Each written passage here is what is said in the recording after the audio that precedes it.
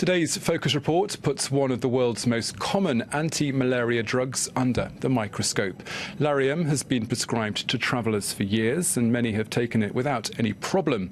But the side effects have shown themselves to be devastating in some cases. Some users have reported hallucinations and depressions even years after taking the medication.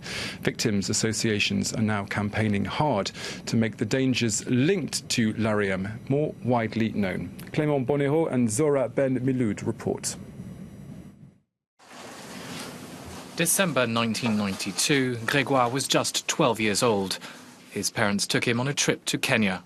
So these are the pictures that were taken before Lariam. His doctor prescribed him the anti-malarial drug Lariam. He started taking it a week before the trip and experienced disturbing side effects almost immediately. I fainted a couple of times, I was feeling dizzy, my heart was beating very fast. These side effects lasted throughout the trip and continued back home. As the months went by, they got worse. Grégoire remembers fainting and experiencing panic attacks. These symptoms started having a negative impact on his education. You can see it here. Grégoire has trouble concentrating. He can't attend PE lessons. Once I even fell, not during sport but after. I was feeling dizzy, I couldn't get back up. Over the years, Grégoire has researched hundreds of documents and started making the connection between his symptoms, which he still experiences today, and Lariam.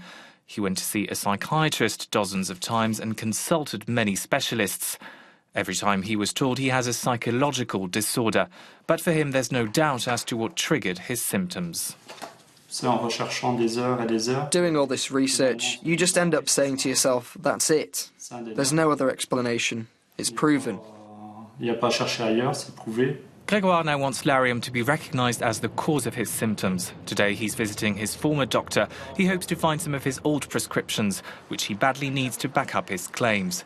His doctor, however, says he no longer remembers prescribing the drug. Thanks to a hidden camera, we follow Grégoire into the doctor's office. You say you had side effects. I can't really dispute that. I can't say yes or no. But anyway, the key point here is to prove that you did take Lariam. And without a prescription, how do you expect to prove that you took it? Despite Grégoire's questions, the doctor stands his ground. I have absolutely no right to sign a piece of paper saying that you did take something. I just can't do it. Legally, the pharmaceutical company will say I'm lying. Grégoire's experience is far from unique. Dozens of people in France have turned to AVAM, an association that helps patients who suffer from the long-term side effects of prescription drugs.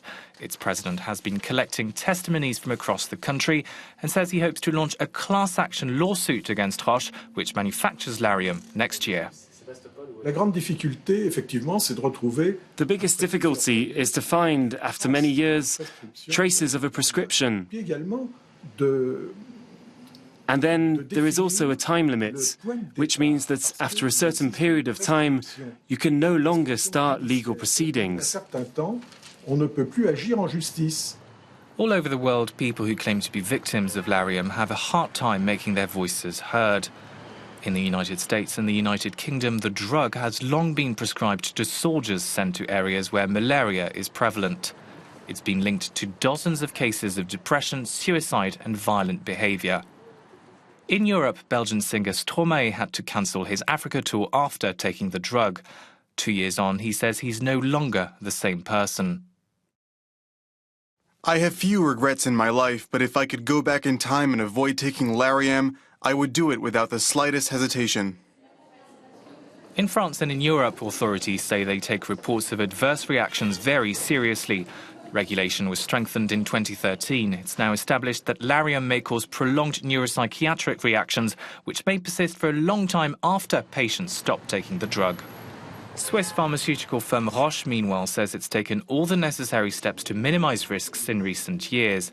The company estimates that between 1 in 10 and 1 in 100 patients may experience psychiatric disorders after taking Lariam, but claims that these effects are usually short-lived and therefore do not call into question the usefulness of the drug. Lariam is still on the list of medications deemed essential by the World Health Organization, which is reviewed regularly. Successive re-evaluations in 2013 and 2016 have shown that Lariam still has a place in the therapeutic arsenal, used to treat or prevent chemo-resistant malaria. Lariam has been one of the most prescribed anti-malarial drugs for the past 30 years. Today, however, health professionals say there are now alternatives to the drug, such as Malarone and doxycycline, whose side effects are less debilitating. It is quite obvious that Lariam is not the first medication we prescribe to travellers. Usually we prescribe it as a drug of last resort. Actually, we always prescribe it as a drug of last resort. There are travellers who can't take other drugs, and yet we have to protect them against malaria. Reactions to Lariam are better known today, and regulators have taken steps to prevent risks. People who suffer from side effects, however, have not given up the fight. We meet Grégoire again. Today he attends a neurofeedback session, a therapy he's testing to cure his anxiety. Over the years he's tried everything, hypnosis, meditation, yet his symptoms won't go away.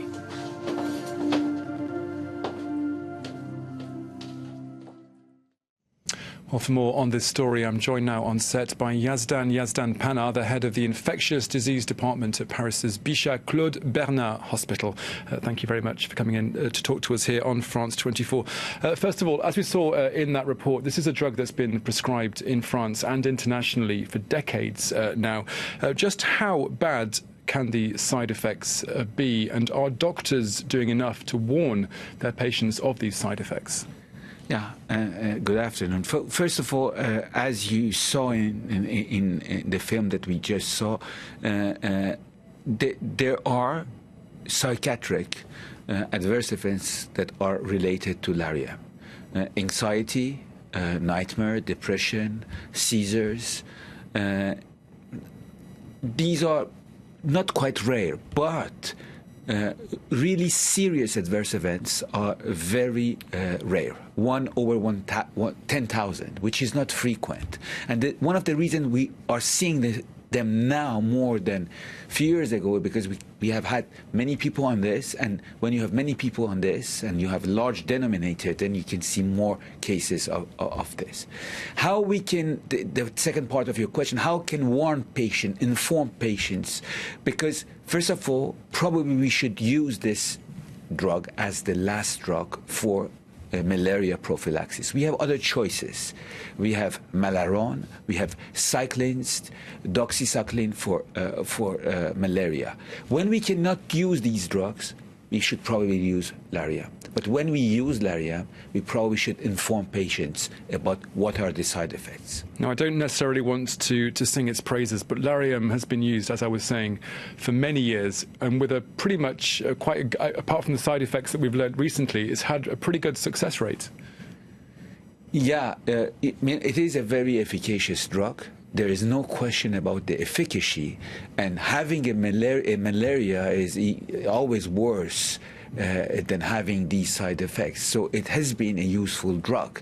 But unfortunately, you have these side effects. You have these adverse events. They are rare. When you cannot use it, you should not use it. But sometimes you don't have any choice. You mentioned there some of the alternatives that are available on the market. Given that what we know about these side effects linked to Lariam, should Lariam now be banned completely, and should these alternatives be given greater precedence and bigger weight? I don't think that it should be banned. I think it should be used less possible. We don't have that much choices. As I said, we have Malarone and we have doxycycline. So 2 choices. But some patient could be allergic, could not support these 2 drugs. Then when you cannot use these drugs, it's better Lariam than nothing. And what would you say to those people watching at home that need to take an anti-malaria drug and that are now, after watching this film or after reading articles on the website about Lariam and the dangers, what would you say to them about their options and what they should be doing? I think the information is that it's certainly better to use other alternatives than Lariam. when you cannot use the alternatives, and you should use Lariam, I think the message is first to start 10 days before going or traveling. Second, if you have even minor adverse event, psychiatric, you should stop. And third, if you have the history of psychiatric events, you should not take it. Okay, Yazdan Panar, the head of the Infectious Disease Department at Paris's Bichat Claude Bernard Hospital. Thank you very much for joining us.